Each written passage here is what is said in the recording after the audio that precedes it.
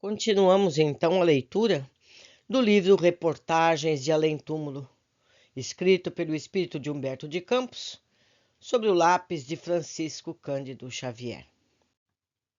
O drama de André. Falava-se entre nós dos problemas da educação com liberdade restrita, quando um dedicado servo do Evangelho observou com justiça. Crianças sem disciplina, jovens sem orientação sadia, constituem o germe dos imensos desastres humanos. A civilização e o Estado podem apresentar os seus prejuízos, vistos serem organizações perfectíveis nas mãos de homens imperfeitos. Contudo, sem a sua influência, reverteriam a animalidade anterior. Assim ocorre quando ao lar e à educação doméstica, a família tem o seu quadro de lutas ásperas. Entretanto, se lhe retirarmos o aparelhamento, tudo voltará às tribos sanguinárias dos tempos primitivos. Todavia, há quem coloque este problema em plano secundário, retrucou um amigo. A educação, com os instintos emancipados, tem os seus adeptos fervorosos, mesmo nos círculos do espiritismo. Menos na esfera do espiritismo cristão, atalhou o mentor respeitável. Nas atividades meramente fenomênicas, sem qualquer propósito religioso, encontram-se companheiros obcecados por essa ilusão, empolgados pela luz e pela liberdade da doutrina consoladora, sem aderirem aos sentimentos de Jesus. Costumam andar embriagados nos enganos brilhantes. Não percebem os perigos amargos que lhes sitiam a vida. Desinteressam-se da educação dos filhos mais tenros, com um grave dano para o futuro do grupo familiar. No entanto, bastariam ligeiras considerações para o reconhecimento do erro clamoroso. Porque confiaria Deus determinados filhos a essas ou aquelas organizações paternas, se não fosse necessária semelhante cooperação no mecanismo da iluminação ou do resgate?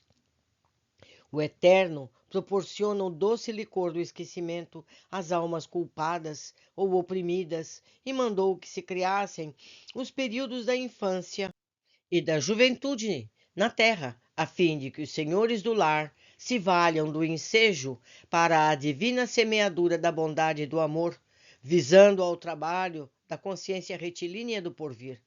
Para que serviriam, de outro modo, os pais humanos, se abdicassem a posição de sentinelas, entregando os filhos às tendências inferiores de ontem? Não seria condenar o instituto doméstico a um reduto de prazer vicioso? Tais interrogações ficavam no ar. Ninguém se atrevia a intervir no assunto quando o nosso amigo tecia comentários tão fascinantes. Observando as nossas disposições mais íntimas, o generoso instrutor continuou. Aludindo à cegueira de alguns dos nossos irmãos do mundo, tenho um caso doloroso em minhas relações pessoais. A pequena assembleia colocou-se à escuta, evidenciando justificado interesse.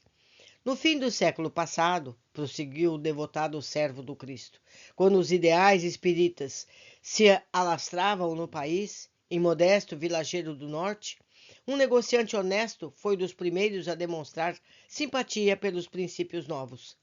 André fora o rubro servidor do positivismo e, ainda sob a sua influenciação, penetrou os umbrais da doutrina.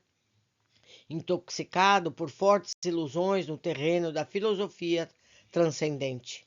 Bom discutidor, comentava sempre a vasta situação do mundo, tecendo referências ecomiásticas,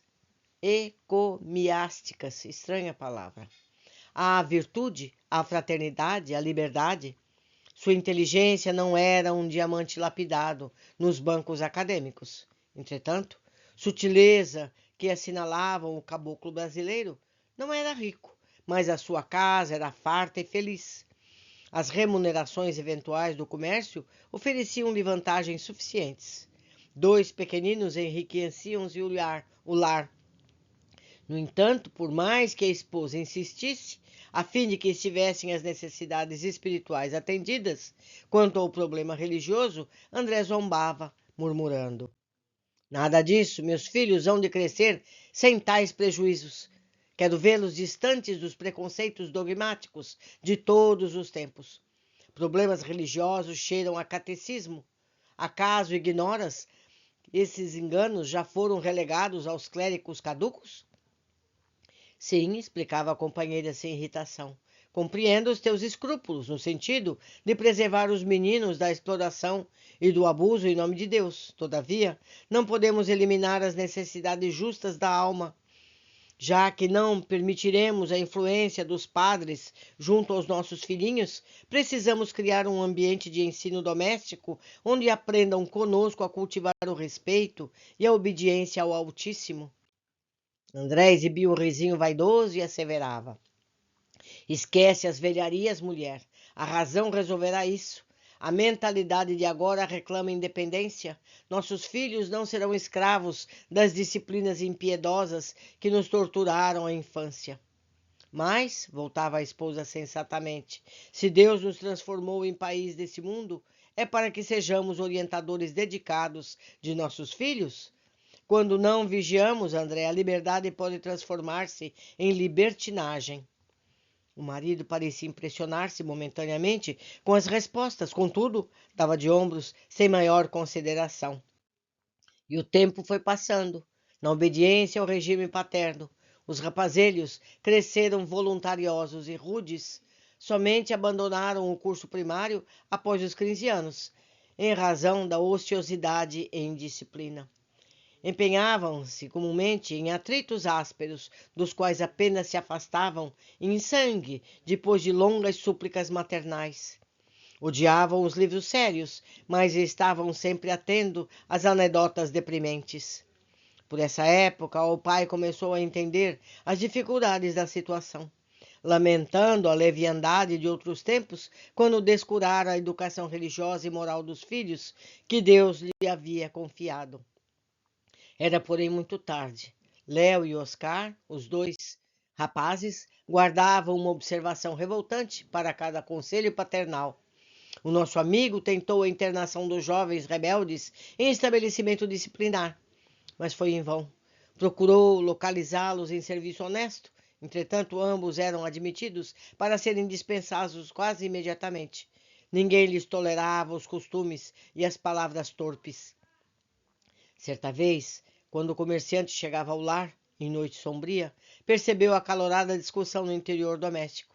Mas alguns passos confrontou a cena humilhante. Em atitude ingrata, os filhos espancavam a própria mãe. Na sua indignação, André buscou expulsá-los, mas a esposa interveio com a ternura de sempre. Decorrido alguns meses, ambos os rapazes foram apanhados em flagrante de furto. Após a prisão vexatória, o pai não conseguiu sofrer a revolta que lhe atormentava o coração, e não obstante as rogativas reiteradas da companheira, baniu os filhos do ninho familiar.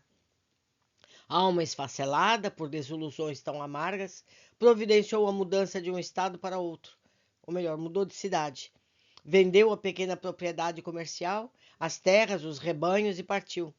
Entretanto, o casal, apesar da união afetiva em afinidades profundas, e embora a modificação da paisagem, nunca mais se avistaram com a tranquilidade primitiva. Ensaiavam um regresso à aventura de outros tempos, mas debalde. A lembrança dos filhos ingratos apresentava-se com as imposições da velhice, multiplicando, porém, as preocupações e as saudades. Uma noite tempestuosa, André despertou às primeiras horas da madrugada, ouvindo forte ruído no corredor. Tomado da arma de fogo, levantou-se cautelosamente, encaminhou-se ao cofre de madeira localizado em aposento contíguo, notando-o arrombado. Era um ladrão, o visitante imprevisto. Como sombra do seio das sombras, André acompanhava os passos do malfeitor e, antes que pudesse escapar, prostra-o com um tiro, quase a queima-roupa. Ergueu-se a esposa assustada. Acendem a luz, e quando o comerciante, muito trêmulo, aproxima a lanterna do rosto da vítima, que se esvai em sangue, cruzam ambos o olhar. Meu pai! Grita em tom rouco o malfeitor moribundo. Meu filho! Exclamavam em um só tempo, marido e mulher, entre lágrimas e desespero. Era Oscar, que, ignorando o novo sítio da habitação paterna, atacara a residência dos seus velhos hábitos de pilhagem. O narrador fez uma pausa mais longa, reconhecendo o efeito de suas palavras no ânimo geral, e continuou. É fácil imaginar a tragédia que se seguiu. O casal não teve coragem de revelar à polícia a verdadeira condição da vítima, entregando-se André à ação judicial, quase imbecilizado na sua dor. Sua causa, porém, era simpática. A energia que se dera testemunho livrara o vilarejo de um bandido comum. Enquanto o povo aplaudia, o negociante chorava angustiado. E antes de regressar ao cárcere, aconteceu o que seria de se esperar. A pobre mãe, ralada pelo infortúnio extremo, entregou a alma a Deus, assistida pelas abdicações da vizinhança.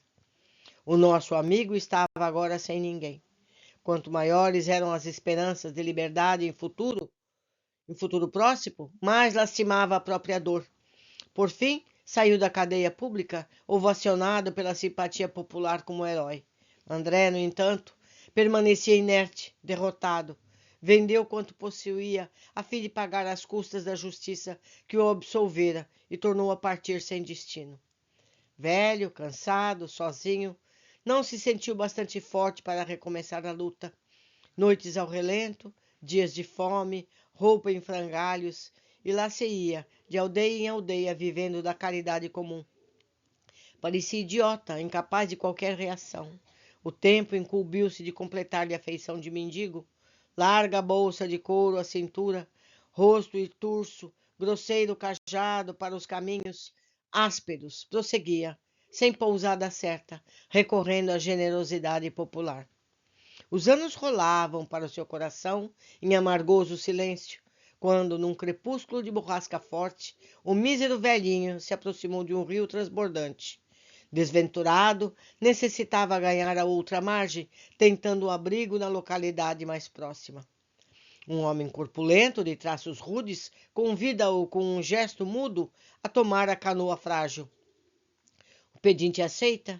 O barqueiro desconhecido não cessa de fixar a bolsa, onde André recolhe uma vintena da piedade pública, ou seja, algumas moedas. Enquanto isso, o desventurado ancião pousa os olhos nevoados pela velhice no seu benfeitor, que remava, em silêncio. A ternura paterna volve a pintar-se no semblante sulcado de rugas. Se Léo ainda existisse, devia parecer-se com aquele homem. Esquecendo todas as preocupações, para recordar o filho, o desventurado não percebe os movimentos sutis do barqueiro anônimo. Distante da margem, o remador lança um último olhar aos matagais vizinhos, amortalhados na sombra do crepúsculo. Sentindo-se sem testemunhas, avança para o mendigo miserável, arrebata-lhe a bolsa e atira-lhe o corpo na corrente tranquila, murmurando em agonia. As águas não falam. Vamos, velho imundo, uma bolsa não te pode salvar a vida. André compreendeu afinal. Aquela voz era do filho desaparecido. Não hesitou. O sentimento de paternidade não o havia enganado. Léo, Léo, meu filho! Gritou angustiado. Entretanto, era tarde. Ambos trocaram o supremo olhar com estranha sensação de sofrimento e pavor, mergulhando o velhinho para sempre. Como vem, concluiu o narrador emocionado, André foi indiferente à educação moral dos filhos, esquecendo-se de efetuar a semeadura na infância, a fim de contribuir-lhes o caráter na juventude. A experiência resultou-lhe em frutos bem amargos. Depois de eliminar involuntariamente um deles, acabou assassinado pelo outro. Compreenderam agora o que significa educação com liberdade restrita?